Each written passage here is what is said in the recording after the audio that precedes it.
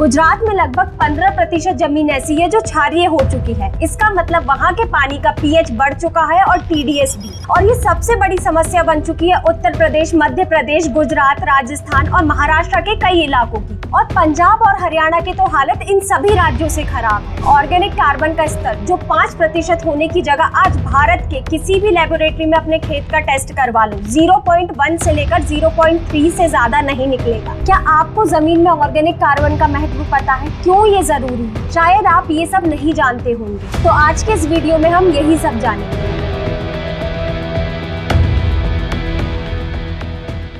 नमस्कार किसान भाइयों, आप सभी का स्वागत है कात्यायनी ऑर्गेनिक्स के YouTube चैनल में। अगर आपने अभी तक चैनल को सब्सक्राइब नहीं किया है तो कर लीजिए। तो बिना देरी करे वीडियो को शुरू करते हैं। किसान भाइयों, जमीन तो हर जगह है, मंगल पर भी, चांद पर भी और रेगिस्तान में भी। लेकिन जब तक उस जमीन में जान नहीं है तब तक अच्छा उत्पादन सिर्फ और सिर्फ एक सपना है। मिट्टी की जान मतलब मिट्टी में पोषक तत्व, मिट्टी की उर्वरक क्षमता, मिट्टी में मौजूद ऑर्गेनिक कार्बन और उन्हें घोलने वाले ये बैक्टीरिया। मिट्टी में जब ये सभी उपलब्ध होंगे तभी बेहतरीन उपज मिलेगी। मिट्टी का ऑर्गेनिक कार्बन यानी सड़ा गला वनस्पतिक और जीव जंतु का अवशेष, यही मिट्टी की असली जान है। फिर चाहे वो मरा हुआ बैक्टीरिया हो, केचुआ हो, कोई छोटा कीड़ा हो या पौधे की जड़ें हो, ये सभी मिट्टी में मिलकर आगे चलकर ऑर्गेनिक कार्बन का रूप लेते हैं। ये सभी ऑर्गेनिक मैटर बैक्टीरिया के साथ मिलकर जमीन के अंदर मौजूद पोषक तत्व को फसल के लिए उपलब्ध करवाते हैं। मतलब सीधी सी बात ये है कि बिना ऑर्गेनिक कार्बन के पौधे के लिए खाना उपलब्ध नहीं कराया जा सकता। और इसी का सीधा असर पड़ता है CEC पर।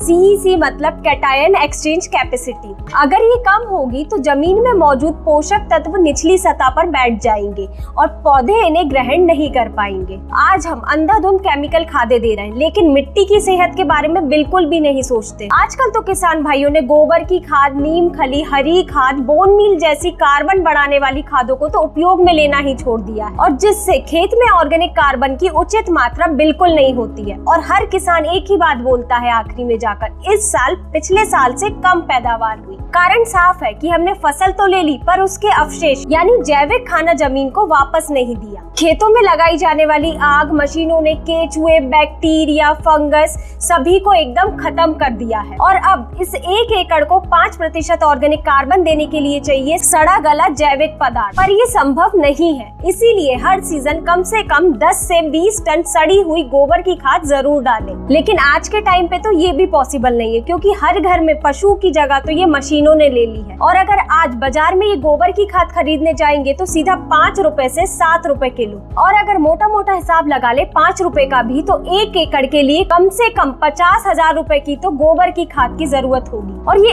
एक तरह से किसानों के लिए बहुत महंगा है। इसकी जगह आप बाजार में आने वाला ऑर्गेनिक कार्बन जो कि कंसंट्रेटेड फॉर्म में होता है, आप उसे इस्तेमाल में लें। अब आप जरूर से ये सोच रहे होंगे कि ये 10 से 20 टन गोबर की खाद की कमी ये इतना सा पैकेट में आने वाला ऑर्गेनिक कार्बन कैसे पूरी करेगा। तो बस फर्क इतना सा है कि गोबर की खाद से जो ऑर्गेनिक कार्बन मिलता है वो लगभग 3 से 4 साल तक खेतों में बना रहता है। वहीं जो ये डायरेक्ट ऑर्गेनिक कार्बन हम पेड़ों में डालते हैं, जो कि कंसंट्रेटेड ऑर्गेनिक कार्बन के फॉर्म में आता है, वो पौधे को सीधे उपलब्ध होता है। लेकिन हम इसका लाभ सिर्फ एक फसल या फिर कहें तो 3 से 4 महीने तक ही ले सकते हैं। तो किसान भाइयों, ये कंसंट्रेटेड फॉर्म में आने वाला ऑर्गेनिक कार्बन को आप सिर्फ 200 ग्राम प्रति एकड़ डालते हैं तो आपको 100% रिजल्ट देखने को मिलेंगे। ये छोटा सा बदलाव ना केवल मिट्टी की जल धारण क्षमता को बढ़ाता है, बल्कि पोषक तत्वों को भी पौधे की जड़ों तक पहुंचाता है, साथ ही खेत की उर्वरक क्षमता को भी बढ़ाता है। इसी के साथ आप NPK कंसोर्टिया लिक्विड को 2 लीटर प्रति एकड़ के हिसाब से जरूर उपयोग में लें। इसमें नाइट्रोजन फिक्सेशन बैक्टीरिया होते हैं, साथ ही फास्फोरस सोल्युबलाइजिंग बैक्टीरिया और पोटेशियम मोबिलाइजिंग बैक्टीरिया होते हैं, जो कि जमीन में NPK के जो भी अवशेष पड़े होते हैं ये उसे पौधे के लिए मौजूद करवाते हैं।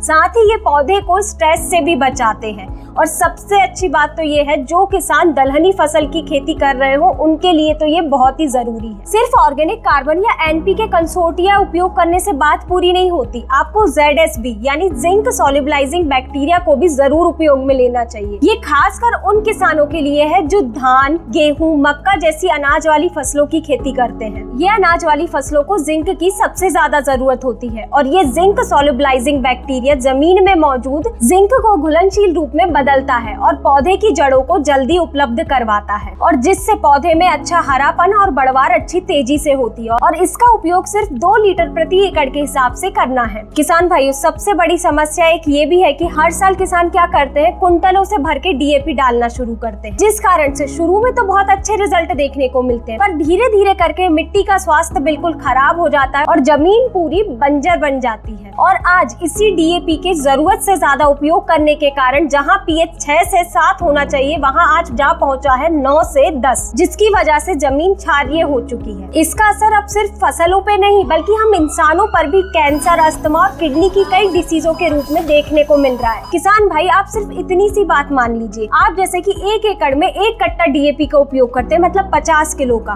तो आप उसको 25% कम कर दीजिए, यानी कि सिर्फ 30 से 35 किलो डीएपी के साथ आप ये प्रोम का उपयोग करिए। प्रोम एक फॉस्फोरस रिच ऑर्गेनिक मैन्योर है, ये भी एकदम डीएपी जैसा ही काम करता है। आप इसको 60 से 120 किलो प्रति एकड़ के हिसाब से इसमें डीएपी के साथ उपयोग करिए। प्रोम आज के टाइम पर फॉस्फोरस के लिए सबसे बेहतरीन ऑप्शन है। इसमें 8 से 10% फॉस्फोरस पाया जाता है और ये बिल्कुल पूरी तरह ऑर्गेनिक है, तो मिट्टी के पीएच में भी कोई गड़बड़ नहीं होती और मिट्टी का स्वास्थ्य भी एकदम पूरी तरह सही रहता है। और रही बात ऑर्गेनिक मैटर की, तो वो भी मिट्टी में बढ़ता है। और इसी तरह आप अपने खेत में एमओपी या म्यूरेट ऑफ पोटाश की जगह ऑर्गेनिक पोटाश को 50 से 100 किलो प्रति एकड़ के हिसाब से उपयोग करें। एक किसान ही है जो मिट्टी की सेहत को समझते हैं। जैसे हम हमारे शरीर का ध्यान रखते हैं, ठीक उसी तरह अच्छी उपज के लिए मिट्टी की सेहत का ध्यान रखना बहुत ही जरूरी होता है। तो किसान भाइयों, अगर आपको ये जानकारी अच्छी लगी हो तो वीडियो को लाइक जरूर करें और कात्यायनी ऑर्गेनिक्स के यूट्यूब चैनल को सब्सक्राइब करना बिल्कुल ना भूलें। धन्यवाद।